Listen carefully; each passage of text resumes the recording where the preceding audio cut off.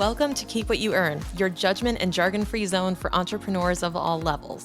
Get ready to learn how to scale your business, save money in taxes, and create a business that grows your wealth. If it feels like the financial side of business is like eating your vegetables, well, then think of this podcast as the ranch dressing to make the process a little more enjoyable. My name is Shannon Weinstein. I'm a CPA and business owner on a mission to simplify money and empower others through knowledge. I hope this episode inspires you to take action, but remember that the information we share is for educational purposes only and is not individual tax advice. Now that we got that out of the way, let's start the show.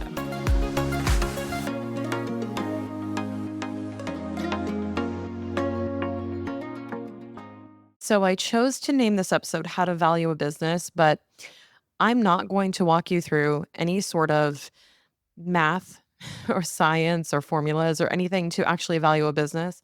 I have been studying those things though, and I wanted to share with you something that I took away from it in terms of a different way of thinking about value in a business that isn't really being talked about a lot. So, when we talk about scaling and building enterprise value in a business, we're talking about making it more valuable, making it worth more money, and turning it into an asset that you can buy and sell and that is worth something. I want you to think of it kind of like real estate, where you buy a property, you fix it up perhaps, or maybe the property is just like turnkey and you can Airbnb it out tomorrow. It's fully furnished, but you know what you're getting into and you pay accordingly, right? So with a business, when we talk about building enterprise value, now there's all this talk about you got to have your SOPs, you got to pull yourself out of the business, you got to do this, that, and the other thing. Yes, you do, but that's not what I'm going to talk about today. What I want to talk about is how you view your business's value from the standpoint of someone selling it and buying it.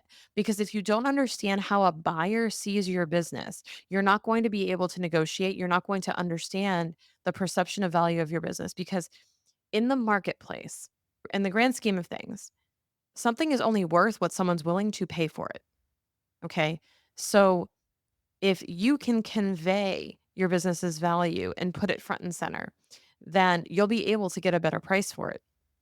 And no matter how many formulas and how many things that we do, your business will never be as valuable or never be more valuable than the perception a buyer has of it. So, wouldn't it make sense to invest in that perception? Wouldn't it make sense to then refocus all of your attention into how do I not just put lipstick on the pig, don't get me wrong, but how do I convey the value and how do I enhance the value from the standpoint of someone who's going to experience it as a buyer?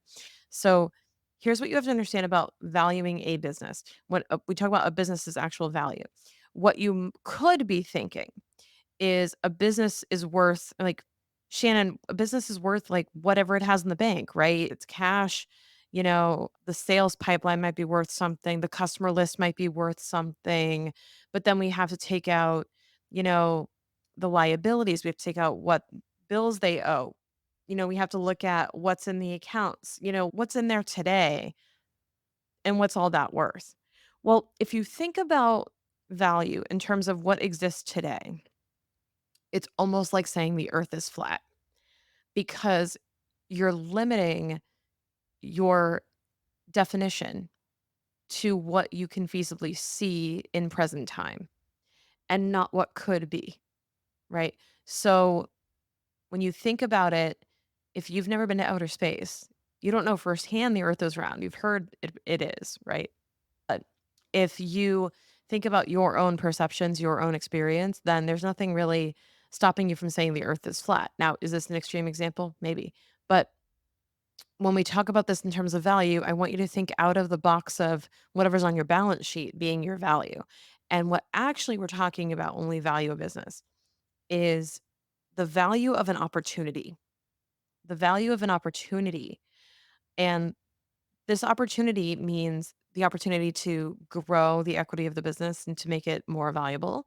It means the opportunity to turn it into a cash flowing machine. It also means the opportunity to sell it, to fix it up, to get into an industry, whatever that means for the buyer, right? So the buyer is purchasing an opportunity. You are selling an opportunity, right? If you're the seller. So if you think of it that way, you have to look at it as what's the value of this opportunity? And in that goes The factoring in the cash flow and the activity that will happen over the next several years. So if you think about the next 3 to 5 years, what's the company gonna be bringing in terms of cash flow? We have to then what we call basically calculate the net present value of all that future cash flow, which if you never learned this in math or in finance classes, you're basically saying that we're going to discount back the value of those future payments into today's dollars. Here's an example. If I asked you right now, I said, "Hey, would you like $200,000 today?" Of course, you're going to say yes. But or would you like $200,000 in 2 years? You know, you would rather have the money today, right? Because there is less risk of you receiving the money and more that you can do with it in that time frame within your control, right? So that's worth something. So if I were selling instead of that, I was selling a promise or I was selling an opportunity. I said, I'm going to sell you a ticket, almost a raffle ticket, if you will, that says you could get 200 grand tomorrow. And there's another one you can buy a chance or buy a promise to get 200 grand in 2 years. Would you pay more money for the promise? Let's say it's a promise. Would you pay more money for the promise to get 200 grand tomorrow or in 2 years? You'd pay more money to get the promise of it tomorrow. So that inherently means that money received sooner is more valuable. So, under that concept, we look at the cash flows and we actually say that the money that's coming in the sooner, I guess more recent or more closely upcoming months or years is more valuable than the future 5 years down the road because so much can happen between now and then. And there's so much more risk associated with that. So we combine all of that into a model and come up with a way to value the future cash flows of the business. Now, is that all we do? Is that all valuation is? No. But we factor in a whole lot of other things. But the main thing to take away from that is you have to look at what are you doing to create, certainty in cash flow? What are you doing to create guaranteed income, recurring income? Because recurring revenue increases the value. Why? Because it reduces the risk. And you're going to find that the value of a business is basically the value of the opportunity reduced by the value of its obligations, right? So if you have a lot of loans, a lot of credit, a lot of things that you owe people, then that can reduce the value because there's also recurring costs or there's recurring obligations that have to be fulfilled you can't get out of. So it's a little bit like of an anchor weighing you down. And then on top of that, it's indexed by risk. Hey there, are you on LinkedIn? I love connecting with listeners and other professionals and business owners on that platform. I gotta say, I'm really enjoying it. So if we're not already connected, make sure you send me a connection request after this episode. When you think about risk, think about the chance that you will not accomplish what you want, the chance the opportunity will not happen. So there will always be risk. And if you do nothing else, you have to focus on reducing risk because the risk is the one thing in this whole scheme that can throw it all off, that can knock over the Jenga tower. You could have a massive cash flow opportunity. You could have very little in terms of obligations to other people. You could have a really rock solid, profitable, cash flowing offer, cash flowing business, a money machine that just prints money for you.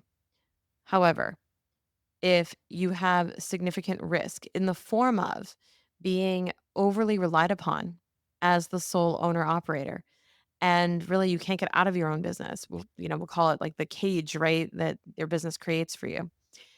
Let's say you have one major client that represents a huge amount of your revenue, maybe over half of it.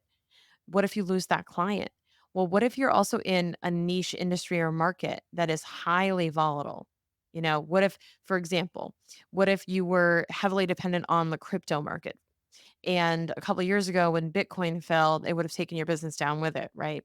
So, are you heavily relying on a certain market, a certain client, a certain person in your business? Well, that means that everything is on one little Jenga block leg, and it doesn't take much for it to blow over. Or if you want me to use my three little pigs analogy, right? We don't want sticks, we don't want straw, we want bricks. So let's build it out of bricks from the get go, laying a brick foundation in the business, having these types of systems in place, and minimizing risk as much as you can, fortifying your business from that risk. And I'll tell you what, even if the business doesn't have as much cash flow, which cash is king, we all know that, and cash flow is amazing. But even if you had a little bit less cash flow, I think that a buyer, and you can tell me if you agree, I think that a buyer would really value the certainty of $100,000 over the 50% chance at 200,000, right?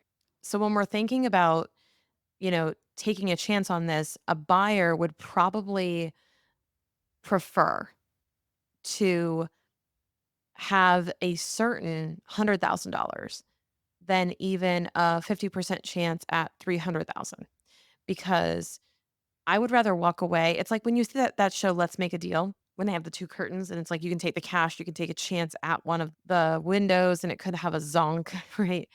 So taking a chance is a gamble, it has risk. And yes, sometimes it pays off, but sometimes it just makes sense to walk away with a certain income. And you're going to find that a lot of people, logic will kick in and they will decide that, hey, this is like pretty much a sure thing that I'll cash flow 100 grand. I'd rather take that over rolling the dice over 150.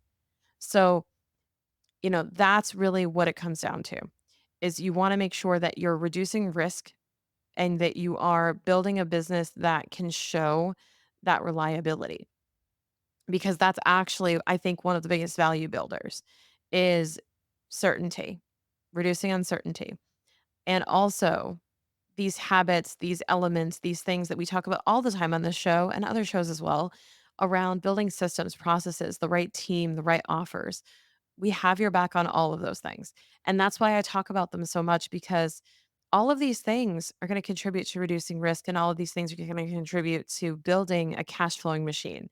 So when you think about your business and you're setting your goals for 2025, I want you to infuse into that the aspects of building a high value business beyond just the financial metrics. I want to talk about scoring yourself in terms of risk areas. I want to talk about creating a plan to mitigate these risks in 2025 on top of all the financial stuff you're doing to sell more and to make more money.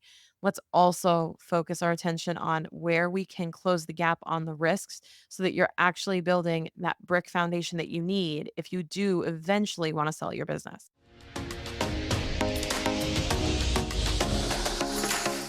Finding the right support that you need for your business can be so confusing when it comes to accounting and tax.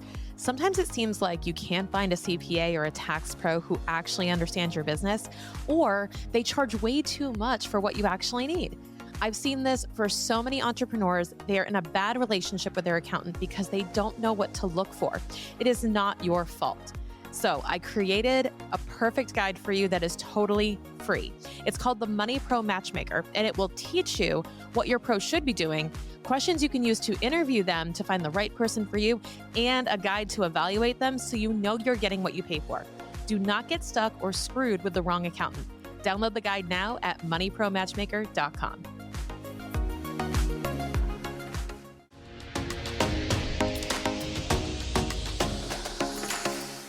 Thank you so much for listening. If you enjoyed this episode, please leave a rating and review on your podcast platform. This small action goes a long way for podcasters to get our message heard by more business owners just like you. Be sure to check out the show notes for links to information about our guests and ways to get in touch with me. We'll see you on the next episode.